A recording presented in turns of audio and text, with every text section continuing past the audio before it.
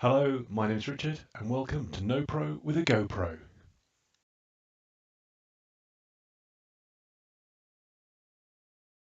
One aspect of using a GoPro to video long events, which in my case is typically sort of going to be a bike ride, is that deciding what to leave out in the final video, and what to leave in. So I do think it's unlikely that anyone is going to really want to sit down and view a 2 or 3 hour bike ride in full to sort of like relive the experience. It's the edited highlights we all want to watch to rekindle sort of the memories of the actual event and sort of convey what went on. So essentially editing is about condensing a longer recording into a shorter time frame. That's the basis of it. And it seems to me that we can do this in one of three ways. Firstly, standard editing, cut out sections, keep highlights, etc., from the full normal shot video. Secondly, is to make use of the facility in most video editing software to speed up the final version, which therefore takes less time to view, but sort of essentially leave more in, but view it quicker. And the third way is to look at, does time-lapse approach make any sense? And this is what really I'm setting out to explain and sort of explore really in this video. This is sort of one part of a series of explorations to the use of time-lapse and the GoPro, really in conjunction with bike riding. So time-lapse is just simply a method of taking a still photo at predetermined intervals rather than continuous shooting with a video. The resulting output video is then much shorter because you've taken much fewer sort of pictures in runtime, but still you get to cover the whole event. You haven't missed anything out really. I've no idea if this will provide usable results for an activity such as cycling, so I've just started to experiment.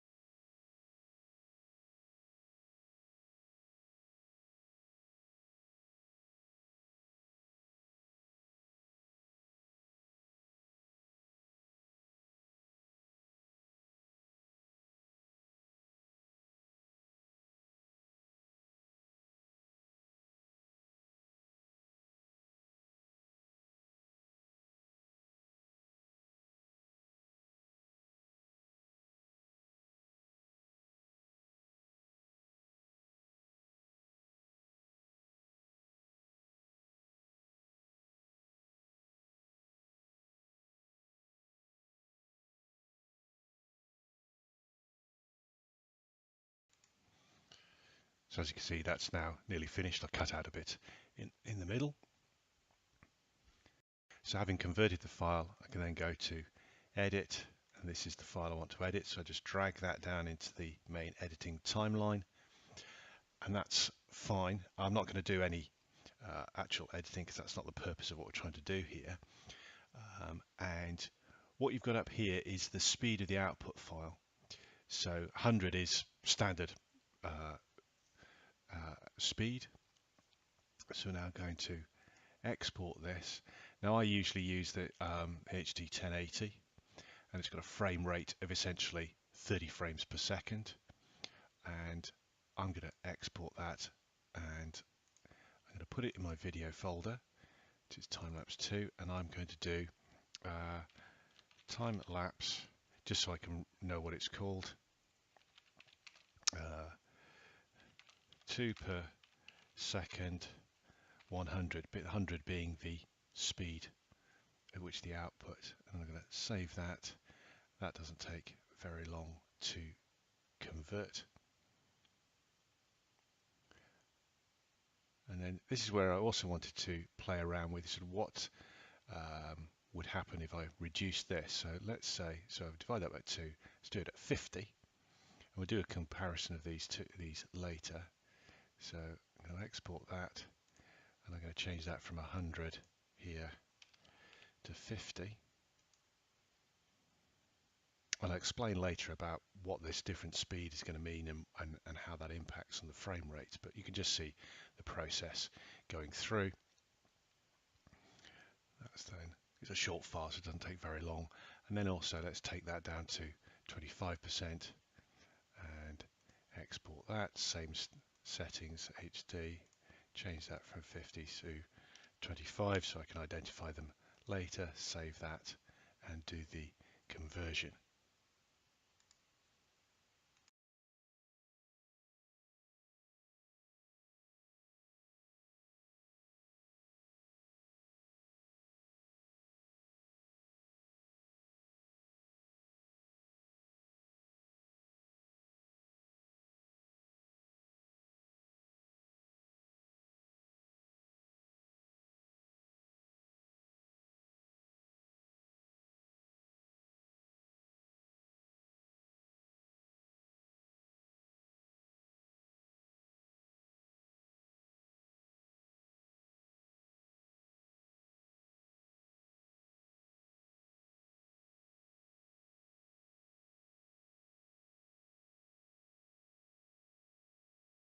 So what about different frame rates on the recording side of the GoPro?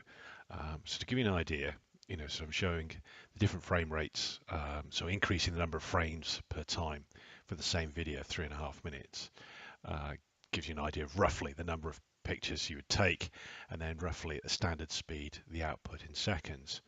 Now, as you can see, because I used 1 per 2 seconds for the original recording, slowing down that frame rate can give me the same output speed as the 1 per half second video. But the 1 per half second video will have more pictures in it, so there's more detail.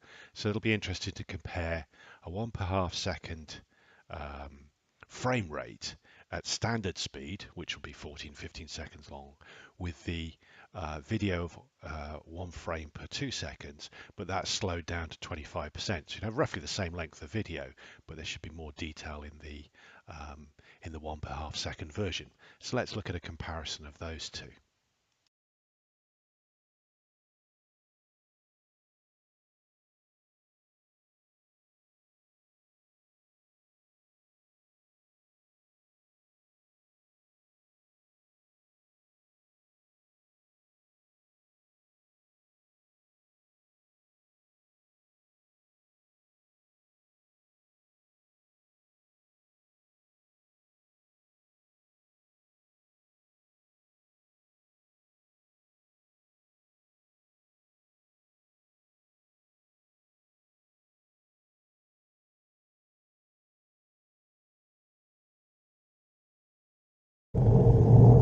So a key point of doing any sort of experiment or playing around with the GoPro, like I've been doing with the time lapse, is at the end of it, did we actually learn anything? Did I benefit from it?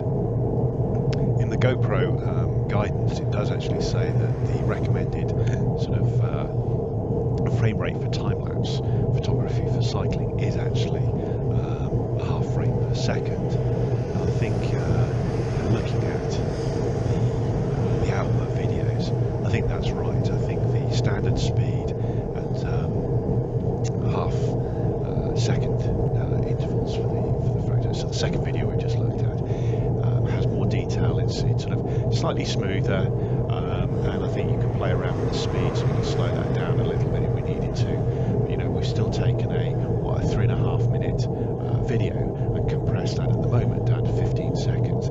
I suspect in reality we'll probably want to expand that time, so maybe showing it at 25% or 50% would prove to be a reasonable outcome for the use of the time lapse. So to end, I'm just going to show you the half frame per second time lapse at 50% speed.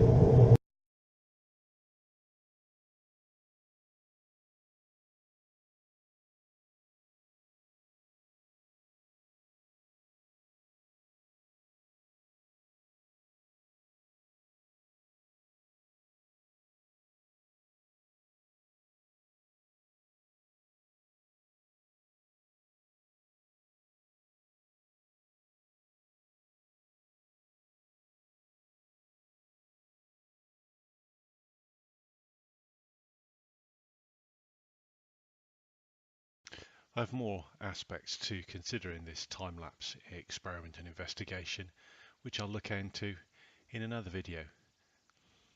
But I think for the moment that's enough on this topic for this video. Enjoy your riding.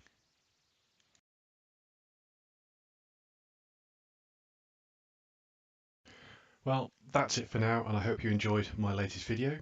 If you haven't already done so, please subscribe using the button below and join in the discussion by adding your feedback in the comments section as well. See you all again soon.